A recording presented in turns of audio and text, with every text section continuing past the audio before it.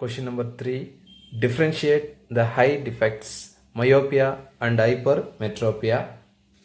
First difference, myopia is also known as short-sightedness. So myopia is also known as short-sightedness. Hypermetropia also known as long-sightedness. So this meaning short-sightedness means they can see only the nearby object, cannot see the distant object. So short-sighted person can't see the distant object, can't see distant object. So they cannot see the far objects, they can see only the near objects. For hypermetropic person, they can see only far objects or distant object, cannot see the nearby objects. So cannot see the nearby objects. Then third point, it occurs due to the reason for myopia or short-sightedness due to the lengthening of eyeball. This is a eyeball, so this length is greater. Due to the lengthening of eyeball, myopia occurs. This occurs. Hypermetropia occurs due to the shortening of the eyeball. The size of the eyeball is small, so that person affected by hypermetropia, here the length of the eyeball is lengthened, so that they are affected by myopia. Then next, fourth one, the focal length is reduced. So focal length here reduced because they can see only the nearby object. So nearby object means the focal length is going to be reduced for the myopic person. For hypermetropic person, focal length is increased because they can see the far objects or they can see the distant object. So focal length for hypermetropic person is increases, focal length for myopic person is decreased. Then image is formed in the front of the retina.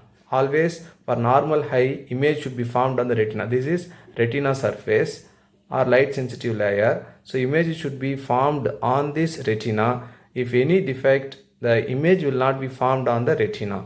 For myopia person, image is formed in the front of the retina. So image is formed here itself, in the front of the retina. But for long-sightedness, image will be formed behind the retina. So image is formed behind the retina. That image should be brought on the retina. So for defect person, image will not be formed on the screen.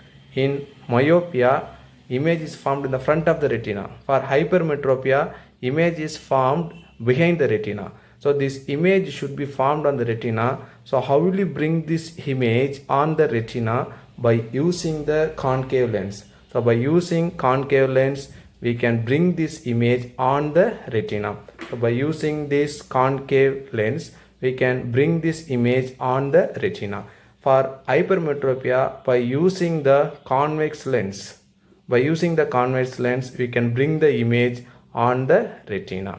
So corrected lens for hypermetropia is convex lens. Corrected lens for myopia is concave lens. Now we'll see the points one by one. It is also known as short-sightedness, we discussed already. It is also known as long-sightedness. Short-sightedness means they can see only the nearby object, cannot see the distant objects. Here long-sighted means can see the distant object, cannot see the nearby objects. It occurs due to lengthening of eyeball. The eyeball is lengthened. Here shortening of eyeball. It occurs due to the shortening of eyeball.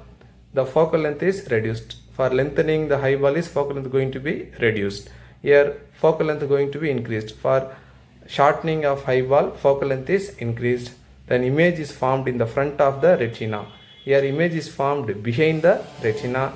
This myopia corrected by concave lens. So this defect can be corrected using a concave lens. This defect can be corrected using convex lens. You can write any 5 points depend on the question.